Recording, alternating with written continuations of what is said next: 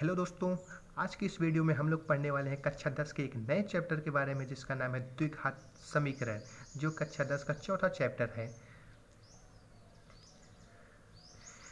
द्विघात समीकरण बहुत ही इंपॉर्टेंट चैप्टर होने वाला है आपके लिए, क्योंकि द्विघात समीकरण से ही बहुत सारे क्वेश्चन पूछे जाते हैं। द्विघात समीकरण आपकी कक्षा 10 के एग्जामिनेशन के लिए जो इम्पोर्टेंट है वो तो है ही, बट ये आपके आगे आने वाले बहुत सारे एग्जामिनेशन के लिए, आप चाहे अगर 11th में जाए, चाहे 12th में जाए, चाहे आगे ग्रेजुएशन करें, हर एक जगह आपको द्विघात समीकरण देखने को मिलेगा और द्विघात समीकरण के सवाल को सॉल्व करने की ज़रूरत पड़ेगी। तो द्विघात समीकरण आपकी कक्षा 10 के इस सिलेबस में भी है। तो चलिए जान लेते हैं द्विघात समीकरण के सवालों को कैसे लगाते हैं, कुछ बेसिक चीज़ों के बारे में।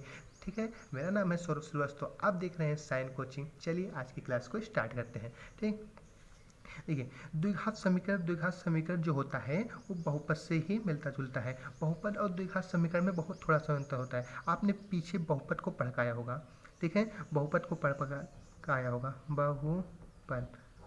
बहुपद क्या होता है, ठीक है।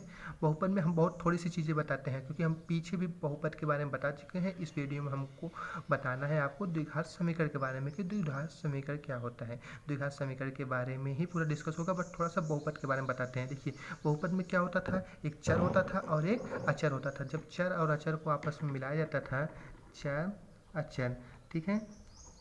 चर और चर में क्या होता था, X Y Z A B C, ये सब चर होता था। अचर में क्या होता है, जितनी भी संख्याएं होती हैं वो सब क्या होती हैं, अचर होती हैं, ठीक है। ये जब चर अचर को आपस में जोड़ा जाए, चाहे गुणा किया जाए, जो भी व्यंजक बनता है उससे ही बहुपद बोलते थे, ठीक है, उससे ही बहुपद बोलते हैं। और बहुपद कितने प्रकार के होते थे, बहुपद जो थे वो मेन रूप से दो प्रकार से बटे हुए थे, ठीक है। पहला था तो पद के अनुसार, पहला पद के अनुसार, और एक था घात के अनुसार। अब पद और घात के अनुसार भी कई टाइप होते हैं। जैसे पद के अनुसार होता था, ठीक है, एक पदी बहुपद। एक पदी बहुपद क्या होता है, जिसमें एक पद होते हैं उससे एक पदी बहुपद कहते हैं। जैसे 2x² कॉमा, देखिए ये एक पद है, 5y, ये एक पद है, एक पदी बहुपद कहते हैं। जिसमें दो पद रहेगा उसे क्या कहते हैं, द्विपदी बहुपद कहते हैं। हम ज़्यादा इसमें नहीं डिस्कस करेंगे, क्योंकि पीछे सभी क्लासेस में हम इस सब के बारे में पढ़ चुके हैं। जिसमें दो पद होता है, जैसे 2x + 5, 3x² + 6, ये देखिए दो पद है, ये दो पदी बहुपद कहेंगे। अगर तीन पद रहता है तो उसमें हम त्रिपदी बहुपद कहते हैं, ठीक है। अब इसी के टाइप से होता है घात के अनुसार, ठीक है। घात के अनुसार भी होता है एक घात का बहुपद, द्विघात बहुपद, त्रिघात बहुपद। अगर बहुपद की घात, ये ऊपर जो संख्या रहती है, अगर वो एक है तो एक घात बहुपद कहेंगे, द्वि है तो द्विघात बहुपद कहेंगे, तीन है तो उसको त्रिघात बहुपद कहेंगे। बस इतना सही चीज़ें हैं जो हम पिछले क्लासेस बहुपद में पढ़ के आते हैं, ठीक है। अब देखिए बहुपद में और द्विघात समीकरण में बस थोड़ा सा अंतर होता है। देखिए, हमको पढ़ना क्या है, द्विघात समीकरण के बारे में। तो आपने पीछे पढ़ा होगा द्विघात बहुपद। द्विघात बहुपद क्या होता है, ऐसा बहुपद जिसकी घात कितनी होती है, दो होती है, उसे द्विघात बहुपद बोलते हैं। जैसे 2x² + 5x + 6, यह एक द्विघात बहुपद है कि नहीं है, बिल्कुल है, द्विघात बहुपद है। लेकिन यहाँ पे देखिए, यहाँ पे घात दो है, द्विघात बहुपद है। तो द्विघात बहुपद और समीकरण क्या होता है, अगर इसी के बराबर हम लगा देते हैं जीरो, किसी भी द्विघात बहुपद के बराबर अगर जीरो लगा हो तो वह होता है द्विघात समीकरण।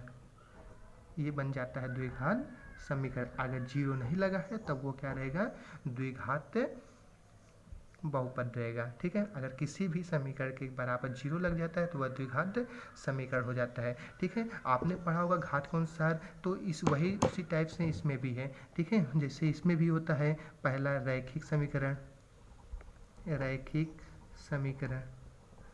आपने पढ़ा होगा रैखिक बहुपद क्या होता है, जिसकी घात एक होती है उसको रैखिक बहुपद बोलते हैं। इसमें भी ऐसा समीकरण जिसका घात कितना हो, एक हो, उसको क्या बोलेंगे, हम रैखिक समीकरण बोलेंगे। जैसे 2x + 5 = 0 है ना, रैखिक समीकरण का एग्जाम्पल हो गया। और बहुत सारे एग्जाम्पल ले सकते हैं, ठीक है, जिसका घात एक हो और बराबर जीरो लगा हो वह रैखिक समीकरण कहेंगे। जैसे 2x plus 1 equal to 0, x minus 2 बराबर 0, हम 5x बराबर 0, ये सब क्या है, सब में घात 1 है बराबर 0 लगा हुआ है, तो ये क्या हो गया, चाहे x रहे चाहे y ले सकते हैं, ठीक है। y माइनस 6 बराबर 0, ये सब क्या है, रैखिक समीकरण होते हैं। रैखिक समीकरण क्या होता है, ऐसा समीकरण जिसकी घात कितनी होती है, 1 होती है, उसको रैखिक समीकरण बोलते हैं। लेकिन हमको इस चैप्टर में पढ़ना है द्विघात समीकरण के बारे में, ठीक है। हम थोड़ा सा द्विघात समीकरण के बारे में फिर जान लेते हैं, ये द्विघात समीकरण क्या होता है, ठीक है। बस आपने रैखिक समीकरण अगर समझ लिया है तो द्विघात समीकरण भी आपके लिए बहुत सिंपल है, ठीक है।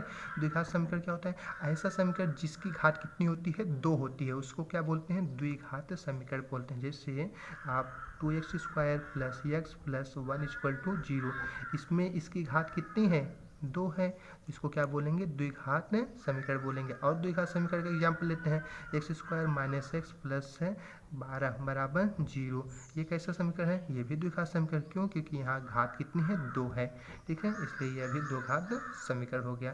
तो ये सब चीज़ें थी द्विघात समीकरण के बारे में।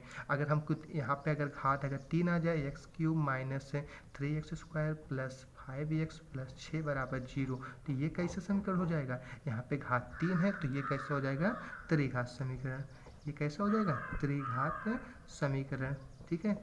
ये सब चीज़ थी द्विघात समीकरण के बेसिक इंट्रोडक्शन। द्विघात समीकरण क्या होता है, द्विघात समीकरण, द्विघात बहुपद का अगर बराबर 0 लगा हो तो उसको बोलते हैं द्विघात समीकरण। अगर किसी समीकरण की घात 1 है तो उसको रैखिक समीकरण बोलते हैं। अगर किसी भी समीकरण जो बराबर 0 लगा है उसकी घात 2 है तो उसको द्विघात समीकरण बोलते हैं। अगर किसी भी समीकरण की घात 3 है तो उसको हम त्रिघात समीकरण बोलते हैं, ठीक है। आपके लिए थोड़ा सा होमवर्क दे रहे हैं, आप बताइएगा ये कैसा समीकरण है।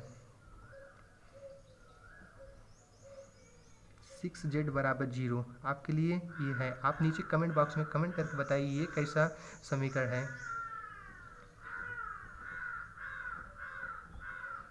पहला, दूसरा, आपके लिए 2 होमवर्क है। आप नीचे कमेंट बॉक्स में कमेंट करके बताइए ये दोनों कैसे समीकरण हैं, ठीक है।